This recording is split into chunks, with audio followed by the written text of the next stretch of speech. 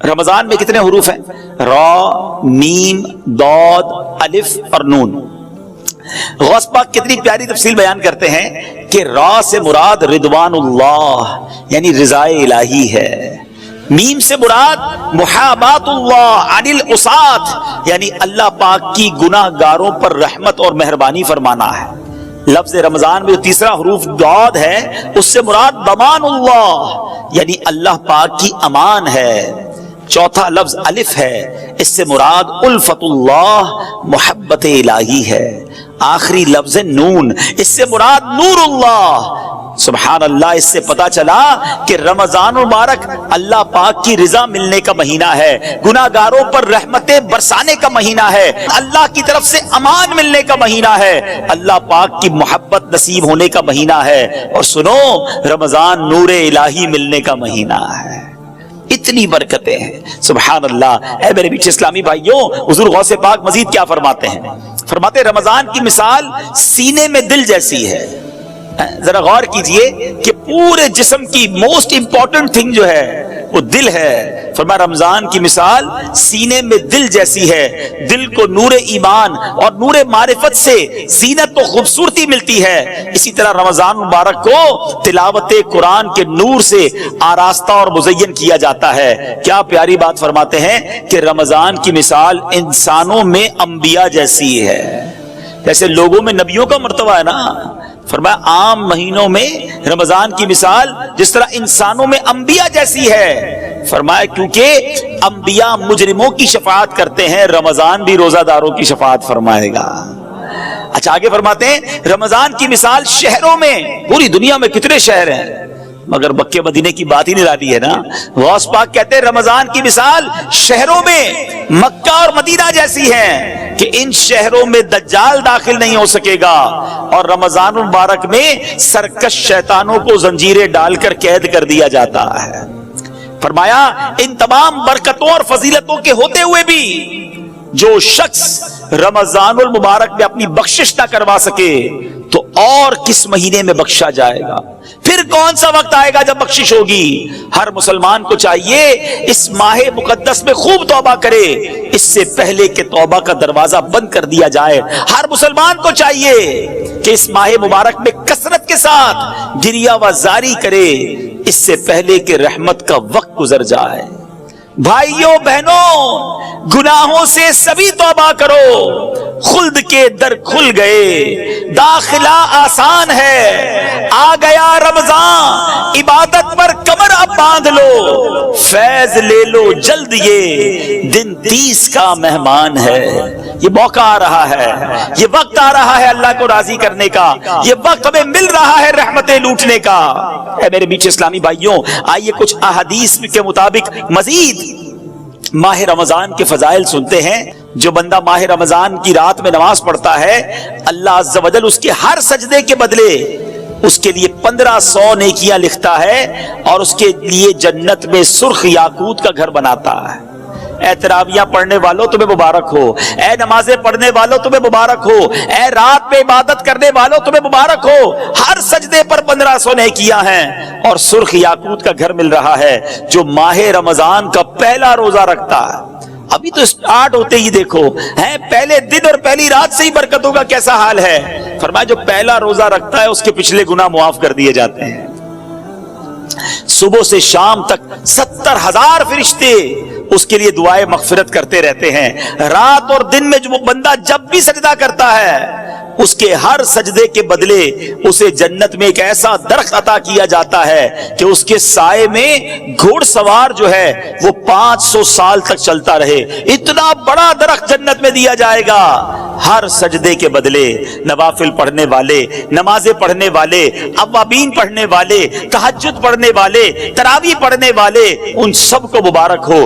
آئیے میٹھے اسلامی بھائیوں، میں بھی نیت کروں، آپ بھی نیت کریں کہ رمضان کے پورے روزے رکھیں گے، رمضان کی جتنی نمازیں انشاءاللہ پڑھیں گے اس میں ساری سنتیں، سارے نوافل بھی پڑھیں گے، انشاءاللہ پوری تراویح پڑھیں گے، خوب تلاوت قرآن کریں گے۔ دیکھیں نا کاروباری لوگوں کا حال کیا ہوتا ہے، جو بزنس مین ہوتے ہیں، ہر بزنس کا ایک سیزن آتا ہے۔ گرمیوں میں کولر والے کہتے ہیں ہمارا سیزن آیا ہے، ایئر کنڈیشن والے کہتے ہیں ہمارا بڑا سیزن آیا ہے، پنکھے والے بڑے مصروف ہو جاتے ہیں، برف والوں کا کام چمک جاتا ہے، وہ کہتے ہیں وقت آیا ہے کمانے کا۔ سردیاں آتی ہیں تو کمبل والے، ہیٹر والے، بہت سارے ایسے کام ہیں جو سردیوں میں چلتے ہیں۔ شادیاں آتی ہیں تو شادیوں کا سیزن آتا ہے تو کپڑے والوں کا سیزن چل پڑتا ہے۔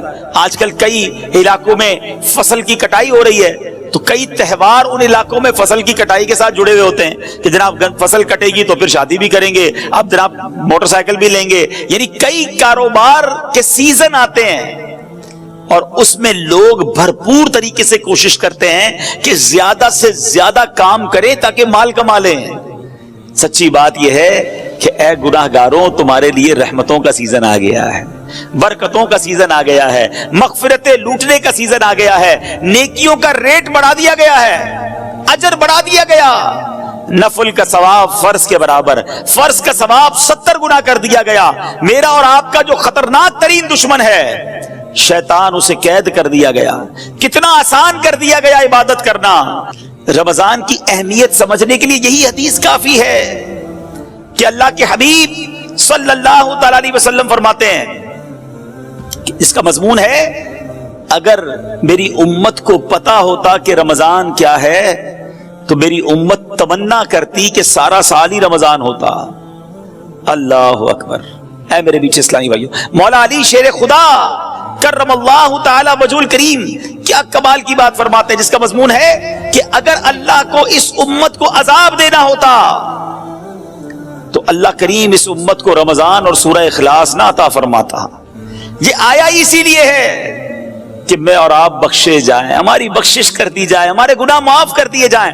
دیکھیں نا، سارا سال میں اور آپ دعا کرتے یا اللہ سن لے، کرم فرما، ہم پر رحمت فرما، توبہ قبول کر لے، مغفرت فرما دے۔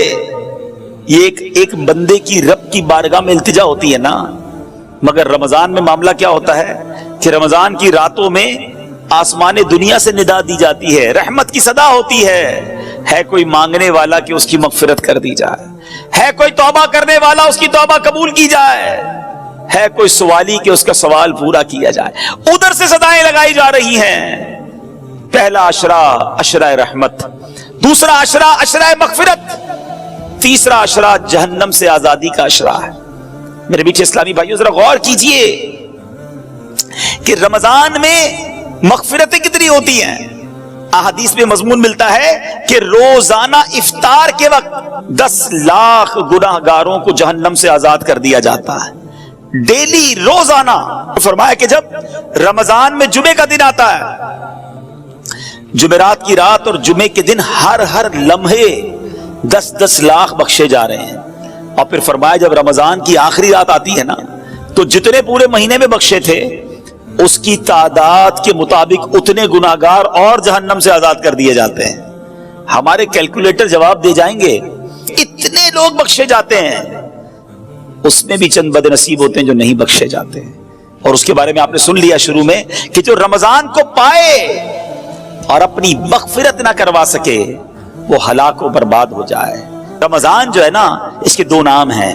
آئیے میں ان 2 ناموں کے بارے میں آپ کو کچھ بتاتا ہوں تاکہ احساس ہو کہ رمضان آیا کیوں ہے اور ہم نے اس کو گزارنا کیسے ہے۔ ماہ رمضان کا ایک نام ہے ماہ صبر اور دوسرا نام ہے مواسات کا مہینہ۔ اچھا، صبر کا مہینہ، چلیں یہ تو سمجھ آتا ہے کہ کھانے پینے اور ہر وہ چیز جس سے روزہ ٹوٹ جاتا ہے اس سے صبح سے شام تک صبر کیا جاتا ہے، اس لیے اسے ماہ صبر کہتے ہیں۔ ماہ مواسات کہنا تو اس کا مواسات کس کو کہتے ہیں؟ ہمدردی اور غمخواری کا مہینہ، بھلائی کا مہینہ۔ چونکہ رمضان میں سارے مسلمانوں سے، خاص کر قریبی رشتہ داروں سے بھلائی کرنے میں زیادہ ثواب ہے، اس لیے اسے ماہ مواسات کہتے ہیں۔ علماء کرام نے روزہ فرض ہونے کی حکمتوں میں حکمت یہ بھی بیان فرمائی کہ روزہ جو ہے نا بیسیکلی فقر و فاقے کا عملی طور پر احساس دلاتا ہے۔ پریکٹیکلی پتا چلتا ہے کہ فقر کی زندگی کیسی ہے، فاقے کی زندگی کیسی ہے، یعنی غربت کیا ہے۔ کسی کے گھر میں روز فاقے چل رہے ہیں، یہ آپ کو اور مجھے کیسے پتا چلے گا کہ فاقے میں بندہ کیسا ہوتا ہے، غربت اور فقیری میں کیسا ہوتا ہے۔ اب جب بندہ روزہ رکھتا ہے اور بھوکا ہوتا ہے، بھوک لگتی ہے، پیاس لگتی ہے اور روزانہ روزے رکھ رہا ہے، اب اسے احساس ہوتا ہے کہ میں تو کچھ افطار میں جا کے کھا لیتا ہوں، مگر غریب کئی ایسے ہیں جو ساری زندگی اسی طرح گزار رہے ہیں، فقیری میں گزار رہے ہیں، فقر و فاقے میں گزار رہے ہیں۔ اللہ اکبر، جب بندہ اس طرح خود بھوک کو دیکھتا ہے تو اب بھوکوں کی مدد کرنے کا جذبہ بڑھتا ہے، غریبوں کی خیر خواہی کا جذبہ بڑھتا ہے۔ یہ بیسیکلی روزے کی ایک حکمت علماء نے بیان کی۔ اعلیٰ حضرت امام اہل سنت کے والد محترم مولانا نقی علی خان رحمۃ اللہ تعالی کیا فرماتے ہیں کہ ایک شخص تھا، اسے صدقہ خیرات کا بڑا شوق تھا، خدائے خدا میں بہت خرچ کرتا، جو پیسے ہاتھ میں آتے خرچ کر دیتا۔ اس کے رشتہ داروں کو وہ بڑا برا لگتا تھا کہ یہ پیسے بچاتا ہی کوئی نہیں ہے، ہم جو پیسے آتے ہیں اللہ کی راہ میں بانٹ دیتا ہے۔ اس کو اس کے رشتہ داروں نے بند کر دیا، قید کر دیا، کھانا پینا بھی نہیں دیا، گویا اس کو قید کی اور بھوک کی سزا دی۔ کچھ دنوں بعد وہ بعد آیا، جب اس کو اس قید سے نکالا کہ اب شاید صحیح ہو گیا ہوگا، اب اتنا خرچہ نہیں کرے گا اللہ کی راہ میں، وہ جیسے ہی باہر آیا، باہر آتی اس نے اور صدقہ و خیرات کرنا شروع کر دیا۔ تو رشتہ داروں نے کہا تمہیں سمجھ نہیں آئی، قید سے سبق نہیں ملا؟ کہتا واقعی سبق ملا، پہلے تو پیسے بانٹتا تھا، بھوک نہیں دیکھی تھی، قید نہیں دیکھی تھی، تنگی نہیں دیکھی تھی، اب اندر بند ہوا تو پتا چلا بھوک کیا چیز ہے، غربت کیا چیز ہے، تو اب تو میں اللہ کی راہ میں مزید خرچ کروں گا۔ اچھا، اس سے ایک اور بات سیکھنے کو ملی کہ روزے کی حکمت یہ ہے کہ ہم بھوکے رہیں۔ اب ادھر تو حال یہ ہے کہ بندہ سحری میں اس لیے زیادہ کھاتا ہے کہ شام تک بھوکا رہنا ہے، شام کو اس لیے زیادہ کھاتا ہے کہ سارا دن بھوکا رہا تھا۔ اتنی ساری آئٹمیں کہ جو پورے سال میں نہیں کھائی تھی۔ کچھ لوگوں کا تو رمضان میں وزن بڑھ جاتا ہے، ارے اللہ کے بندو روزے رکھنے تھے، تراویح پڑھنی تھی، یہ تو یعنی اتنا کھایا۔ اچھا، پھر 10-15 رمضان کے بعد آپ چیک کر لیں، ہاسپٹل میں لائن لگی ہوتی ہے، کسی کو ڈائریا ہو رہا ہے، کسی کا پیٹ خراب ہو گیا ہے، کسی کا گلا خراب۔ اچھا، 4-5-6 رمضان کے بعد آپ کو تراویح کے اندر کھانسیوں کی آوازیں آنا شروع ہو جائیں گی۔ کیوں؟ روزانہ افطار میں سموسے کھانے ہیں، روزانہ تلی ہوئی 4 قسم کی آئٹمیں کھانی ہے، کچھ تو ہماری افطاری کی واجبات ہیں، یہ نہیں ہوگی تو لگتا ہے افطاری نہیں ہوگی۔ اللہ اکبر، ہم نے تو رمضان کے روزوں کو کچھ اور ہی بنا دیا، حالانکہ اس میں بھوکا رہنا مقصود تھا کہ انسان۔ اچھا، آپ جب بھوکے ہوتے ہیں نا، ایک تو غربت کا اور بھوک کا احساس، دوسرا آپ نے دیکھا ہوگا کر و فر ختم ہو جاتا ہے، عاجزی آ جاتی ہے، وہ جو ٹور ہوتی ہے نا، اکڑ کے چلنا، روب جمانا، ڈانٹنا، جھڑکنا، بالکل اس کو فیل ہونے لگتا ہے کہ یار میری اوقات ہی کوئی نہیں ہے، بالکل وہ ڈھال ہو جاتا، اس کو پتا چل جاتا ہے کہ یہ میری اوقات ہے۔ عاجزی سے، انکساری سے، محبت سے لوگوں سے بات کرے۔ اور ہم سب جب بھوکے دسترخوان پر بیٹھتے ہیں تو احساس ہوتا ہے کہ یار بھوک کیا چیز ہے۔ تو ہے میرے میٹھے اسلامی بھائیوں، غریبوں کی اگر غریبی کا احساس لینا ہے، بلکہ رمضان کا پراپر ایسنس لینا ہے، رمضان کا پراپر جس کو آپ کہیے کہ جو مقصود ہے وہ حاصل کرنا ہے، تو پھر انسان کو بھوکا رہنا ہے اور اس سے یہ میسج لینا ہے۔ اے میرے میٹھے اسلامی بھائیوں، اگر کوئی مالدار ہے، کہتا ہے یار اللہ نے پیسے دیے ہیں، 10 قسم کی ڈشیں سحری میں بناؤں گا، 20 قسم کی افطاری میں بناؤں گا، ٹھیک ہے آپ کھا سکتے ہیں، جائز ہے، مگر جو جس کا کہتے ہیں نا کہ اس کی اصل حکمت ہے، آپ اس سے محروم ہو جائیں گے۔ اور اگر آپ اللہ کی رضا کے لیے سادہ رہتے ہیں، کم کھاتے ہیں، بھوکے رہتے ہیں، کم سوتے ہیں تاکہ اور عبادت کر سکیں، تو میرے میٹھے اسلامی بھائیوں اس کا مرتبہ اور ہے۔ حضرت بشر حافی رحمت اللہ تعالی کے بارے میں آتا ہے، آپ کسی جگہ سردی میں بیٹھ کر سردی سے کانپ رہے تھے، اچھا پاس گرم کپڑے بھی پڑے تھے، تو کسی نے کہا حضرت اتنی سردی ہے، سردی میں کانپ رہے، کپڑے بھی پڑے ہیں آپ کے پاس، پہن لیں اس کو، سردی سے بچ جائیں گے۔ کیا کمال کا جواب دیا، فرمایا پورے شہر میں سردی ہے، بہت سارے غریب ہیں جن کے پاس گرم کپڑے نہیں ہیں، اور میرے پاس اتنے پیسے بھی نہیں کہ سب کو گرم کپڑے پہنا دوں، کم از کم خود سردی میں رہ کر ان کی سردی کا احساس تو کر سکتا ہوں، غریبوں کے ساتھ اظہار یکجہتی تو کر سکتا ہوں۔ اب یہ اللہ والوں کا انداز ہے، مگر ادھر تو حال یہ ہے کہ غریب کی غربت کا مذاق اڑایا جاتا ہے، اس کو دکھا دکھا کے ایسے کام کیے جاتے ہیں جس سے اس کے دل پر اور افسوس طاری ہو جائے۔ ایک تو یہ سوشل میڈیا نے جو بیڑا غرق کیا ہے، اب تو حال یہ کہ افطار میں کیا پکا ہے پہلے اس کی تصویر جائے گی پھر افطار ہوگا، پتہ چلے آج ہمارے گھر میں کیسی افطاری بنی ہے، کون سے ہوٹل میں سحری کی ہے، کون سی جگہ پر افطاری کی ہے، دنیا بھر کو بتانا ہے تاکہ جس کے پاس پیسے نہیں ہیں وہ بھی تکلیف میں مبتلا ہو جائے۔ نہیں میرے میٹھے اسلامی بھائیوں، اگر اللہ نے آپ کو کوئی نعمت دی ہے تو اس کا مطلب یہ نہیں کہ لوگوں کو تکلیف دیں، لوگوں کو وہ نعمتوں کو دکھا کر ان کے دلوں میں رنج طاری کریں۔ یہاں تک لکھا گیا کتابوں میں کہ اپنے گھر میں اچھا کھانا بناؤ تو تھوڑا زیادہ بناؤ تاکہ پڑوسیوں کو دو، اور اگر نہیں دینا تو پھر ان کے سامنے اس کو ظاہر بھی نہ کرو۔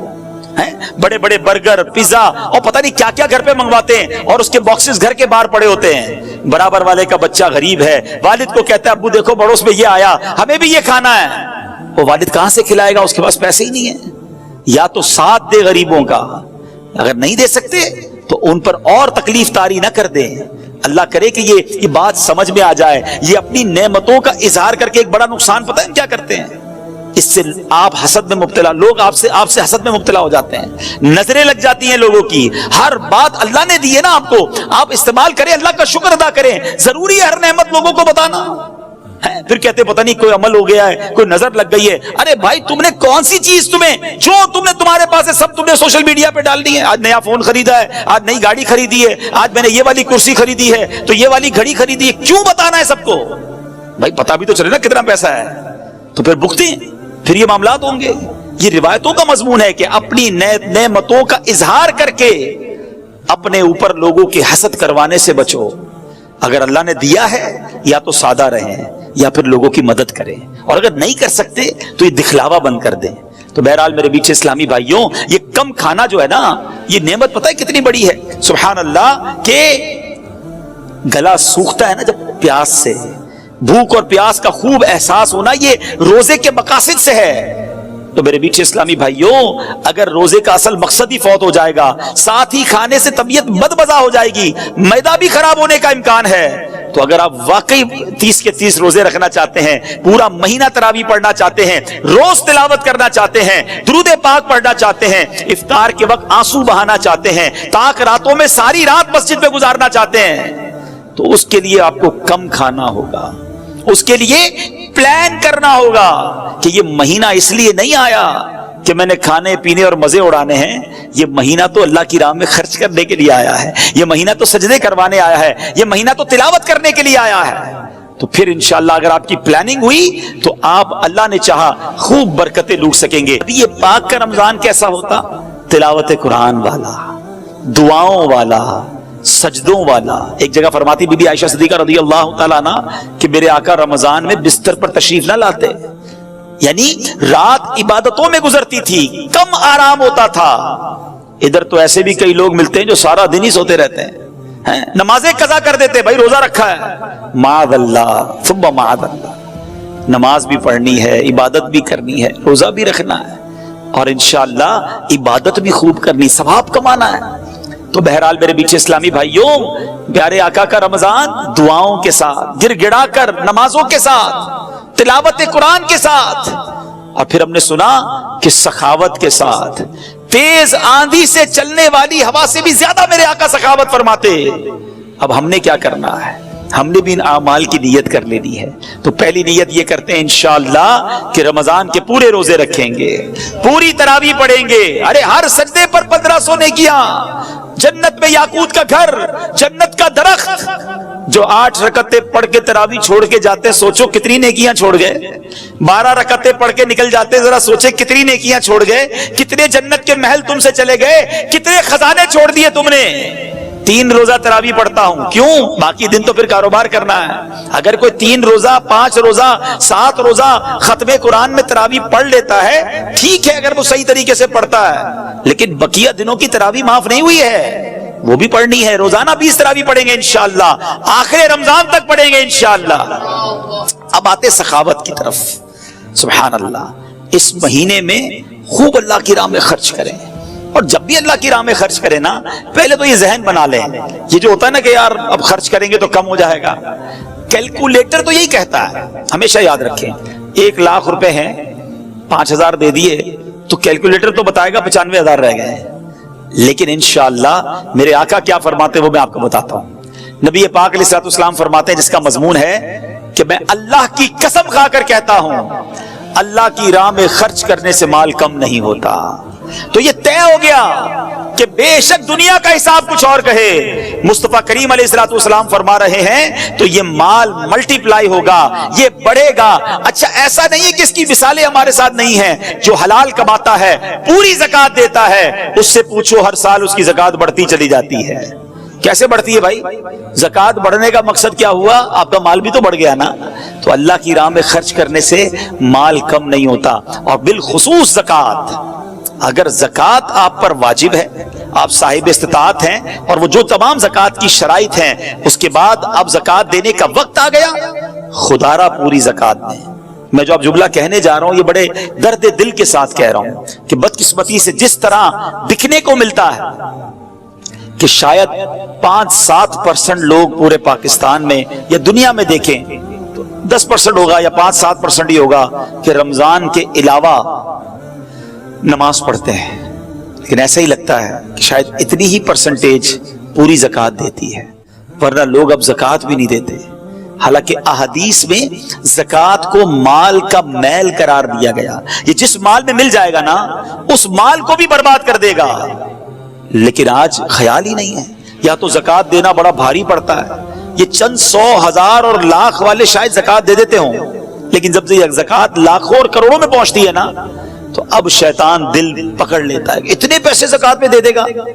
اللہ اکبر، یہ 10 لاکھ کی زکوٰۃ دینے والا جو گھبرا رہا ہے، یہ اللہ کا بندہ کیوں نہیں سوچتا کہ اللہ نے 4 کروڑ دیے تو 10 لاکھ بنی ہے نا، تمہیں تو شکر ادا کرنا چاہیے تھا۔ میں یہاں ایک مشورہ دیتا ہوں کہ جب بھی اللہ کی راہ میں خرچ کرنے کی باری آئے نا، زکوٰۃ دینے کی باری آئے، صدقہ دینے کی باری آئے، تو خرچ بھی کرو اور اللہ کا شکر بھی ادا کرو کہ یا اللہ تیری مہربانی، تو نے دینے والا بنایا، مانگنے والا نہیں بنایا۔ تمہیں دیتے وقت بھاری پڑتا ہے، شکر ادا کرو اللہ نے دینے والا بنایا ہے، پوری زکوٰۃ ادا کریں اور زکوٰۃ بڑھ کر اور ادا کریں، صدقہ اور خیرات بھی کریں، لیکن یہاں دل پر بھار پڑ جاتا ہے۔ یہی تو امتحان ہے۔ سخی اللہ کو پسند ہے، یاد رکھیے گا میٹھے اسلامی بھائیوں، احادیث میں یہ مضمون ملتا ہے کہ سخی اللہ کے قریب، جنت کے قریب، لوگوں کے قریب ہوتا ہے اور دوزخ سے دور ہوتا ہے، اور جو بخیل ہوتا ہے نا، کنجوس، فرمایا وہ اللہ سے بھی دور، بندوں سے بھی دور، جنت سے بھی دور ہوتا ہے، دوزخ کے قریب ہوتا ہے۔ اپنے دل سے پوچھو کدھر ہے، سخاوت والی سائیڈ پر ہے یا بخل والی سائیڈ پر، کنجوسی والی سائیڈ پر ہمارا دل ہے؟ تو ہے میرے بیٹھے اسلامی بھائیوں، ماہ رمضان یہ اللہ کی راہ میں خرچ کرنے کا مہینہ ہے، اور اگر آپ کی زکوٰۃ ادا ہو بھی جائے اور مزید نیکیاں کمانے کا موقع ملے نا تو اور خرچ کر دینا، جاتا کوئی نہیں ہے۔ ہاں، بڑی پیاری ایک حدیث پاک ہے جس کا مضمون ہے گن گن کر خرچ نہ کرو ورنہ وہ رب کریم بھی تمہیں گن گن کر عطا فرمائے گا۔ ارے اللہ جب دیے جا رہا ہے تو آپ خرچ کریں، اور یہ خرچ کرتے وقت اگر یہ مائنڈ سیٹ بن جائے نا، ذہن بن جائے کہ یہ میرے جیب سے نکل کر جہاں میرے ہی اکاؤنٹ میں رہا ہے، ہاں میرے ہی انشاءاللہ آخرت کے اکاؤنٹ میں جمع ہو رہا ہے، تو پھر دینے میں غم نہیں آئے گا۔ کوئی ایسا بندہ دیکھا ہے آپ نے کہ آپ کو ملے یار آج بہت موڈ آف ہے، کیوں بھائی؟ وہ لاکھ روپے جیب میں پڑے تھے، آتے آتے اپنے اکاؤنٹ میں ڈلا کے آ گیا ہوں، تو آپ کہیں گے کیا ہو گیا بھائی، جیب میں تھے آپ کے اکاؤنٹ میں چلے گئے، ٹینشن کس بات کی ہے؟ تو بالکل ایسا ہی ہے، آپ نے جب بھی اللہ کی راہ میں خرچ کرنا ہے نا، کسی غریب کی مدد کرنی ہے، کسی رشتہ دار کی مدد کرنی ہے، کوئی مسجد میں چندہ دینا ہے، کوئی نیکی کا کام، واٹ ایور آپ نیکی کا کام کریں، فوراً سوچ لیں یہ میرے اکاؤنٹ میں ڈپازٹ ہو گیا ہے، اور ایسے اکاؤنٹ میں جمع ہوا جہاں سے کوئی چھین بھی نہیں سکتا۔ ہاں، حدیث قدسی ہے، اللہ فرماتا ہے اے ابن آدم اپنا مال میرے پاس جمع کروا دے، نہ جلے گا، نہ ڈوبے گا، نہ چوری ہوگا، یعنی نہ کم ہوگا۔ خلاصہ حدیث ہے، اور اللہ فرماتا ہے میں اس دن تجھے دوں گا جس دن تجھے نیکی کی ضرورت ہوگی۔ یاد ہے نا قیامت کا دن کتنا نفسا نفسی کا دن ہوگا، ایسی نفسا نفسی میں میری نیکیاں ڈپازٹ ہیں، اور اللہ نے وعدہ فرمایا تجھے اس دن دوں گا جس دن تجھے نیکی کی ضرورت ہوگی۔ تو اس کا تو طریقہ یہ ہونا چاہیے کہ زکوٰۃ تو پوری دینی ہے، اس کے بعد بھی جب موقع ملے نا، یار تھوڑے پیسے ہیں یا تھوڑے اور ڈال دیتا ہوں آخرت کے اکاؤنٹ میں، تھوڑے اور جمع کروا دیتا ہوں۔ وہ نہیں کمیٹی ڈالتے ہیں لوگ، کمیٹی BC جس کو کہتے ہیں، یار تھوڑے تھوڑے جمع کر لو، برے وقتوں میں کام آئے گی۔ یہ شاندار کمیٹی ہے، یہ شاندار BC ہے۔ اللہ کی راہ میں خرچ کرتے رہا کرو، نیکی کا موقع ملے تلاش کر کے خرچ کر دیا کرو، تاکہ وہاں ملے کہ جہاں کوئی مدد کرنے والا نہیں ہوگا۔